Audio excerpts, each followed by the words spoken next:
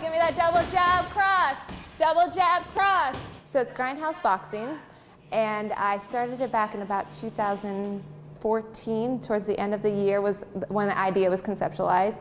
I began boxing myself about 2012 when I lived in Nashville, and I found it to be a great release for me. It was someplace that I learned some discipline, I developed some confidence, and I also physically challenged myself. All right, switch it up. Give me that switch kick. Remember, you're going to step out wide, kick. Working here at Fairley, there were some days where I was like, man, I just need to let out some stress, and it just, the idea, I was like, maybe we need to have some boxing bags here. So I reached out to one of my former gyms, Hot Box Fitness in Nashville, and they donated 2 bags, and from there it just kind of developed. Much better. There we go. Beautiful.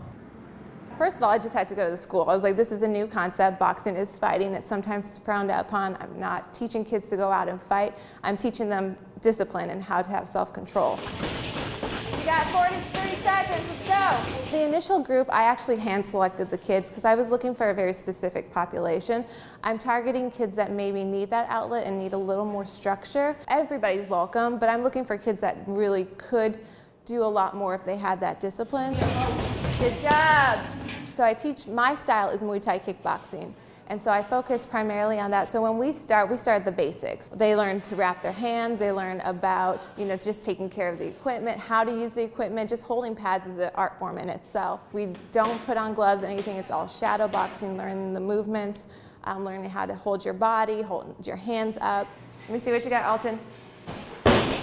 But they get to the point, I've had some, especially some young gentlemen who've really shown some raw talent in this sport, and so it's been really cool to see them go from not being able to throw the punches or the kicks with technical accuracy to actually like knocking me off my feet when they go ahead and kick the pads.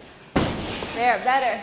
Everything that they do is team-based. All the consequences are team-based, and they learn to have some accountability with each other and a lot of integrity. We really talk about integrity is that you tell me what's going on, we work through this together as a team, we own up to our actions because we can't move forward unless we actually address those.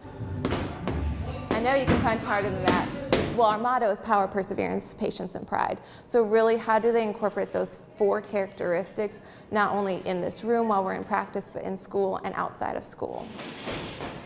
Nice, Alton.